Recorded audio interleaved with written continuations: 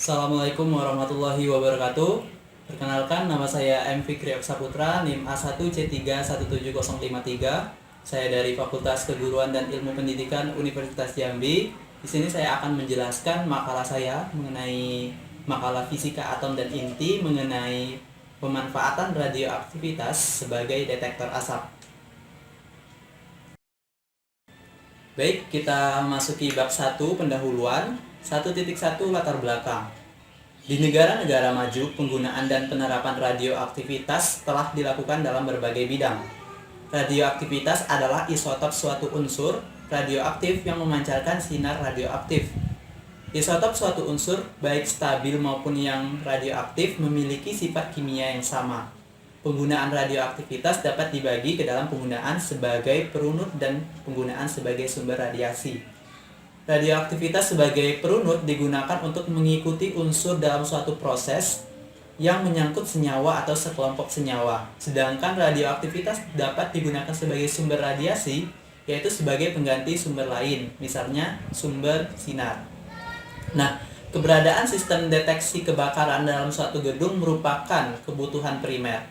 Sesuai dengan Peraturan Menteri Tenaga Kerja Republik Indonesia, menyebutkan detektor kebakaran wajib dipasang pada suatu gedung atau bangunan, kecuali apabila bagian bangunan tersebut telah dilindungi dengan sistem pemadam kebakaran otomatis. Sehingga dalam hal ini, pemanfaatan radioaktivitas dapat digunakan sebagai detektor asap dalam kehidupan sehari-hari. 1.2 Rumusan masalah. Yang pertama, apa pengertian radioaktivitas? Yang kedua, bagaimana sejarah radioaktivitas? Yang ketiga, bagaimana prinsip kerja radioaktivitas sebagai detektor asap tadi? Dan yang keempat, apa saja jenis-jenis detektor asap? 1.3 Tujuan. Yang pertama, untuk mengetahui pengertian radioaktivitas. Yang kedua, untuk mengetahui sejarah radioaktivitas. Yang ketiga, untuk mengetahui prinsip kerja radioaktivitas sebagai detektor asap. Dan yang terakhir, yang keempat, untuk mengetahui jenis-jenis detektor asap. Ya, kita masuki bab 2 pembahasan.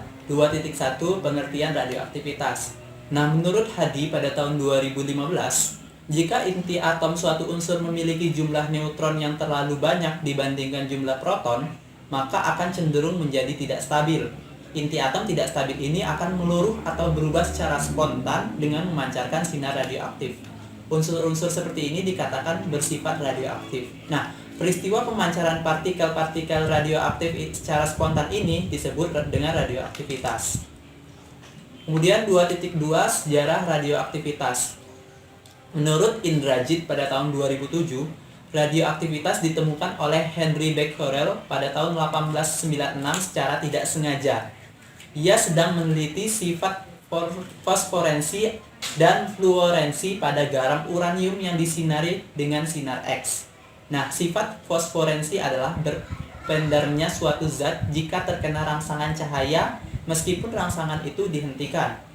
Misalnya, pada rambu-rambu lalu lintas yang bersinar jika terkena sorotan lampu.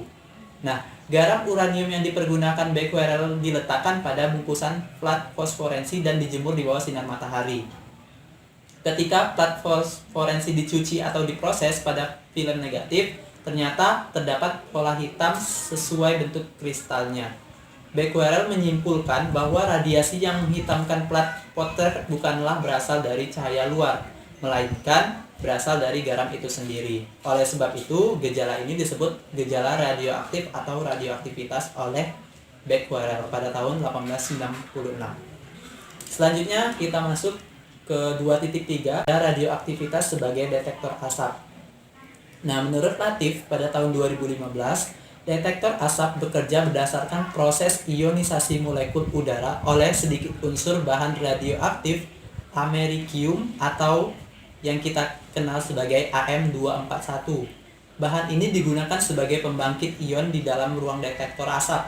Dalam detektor asap terdapat dua plat yang masing-masing bermuatan positif dan negatif. Ion bermuatan positif akan tertarik ke plat yang bermuatan negatif, sedangkan ion negatif tertarik ke plat yang bermuatan positif. Proses ini akan menghasilkan arus listrik yang normal sebagai pemicu ion untuk aktif. Pengujian detektor asap dilakukan dengan menyemprotkan asap atau smoke test track dalam ruang detektor. Selanjutnya, sedangkan menurut Zane pada tahun 2016, detektor asap adalah sensor yang digunakan untuk memproteksi secara dini ruangan dari kebakaran dengan mendeteksi asap yang keluar sebelum api membesar.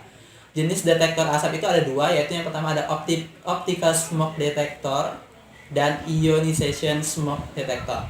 Optical smoke detector adalah sensor cahaya. Komponen sensor cahaya adalah sumber cahaya atau light emitting dioda atau LED. Kemudian ada lensa dan penerima fotolistrik. Sedangkan photoelectric sensor akan terus-menerus memancarkan cahaya ke sebuah dioda penerima. Apabila kekuatan cahaya berkurang sampai nilai tertentu, maka photoelectric detector tadi akan mendeteksi adanya asap. Kemudian yang kedua ada ionization smoke detector, yaitu menggunakan metode ionization chamber. Detektor asap ini terdiri atas dua plat yang bermuatan listrik dan terdapat bahan radioaktif di antara plat positif dan plat negatif.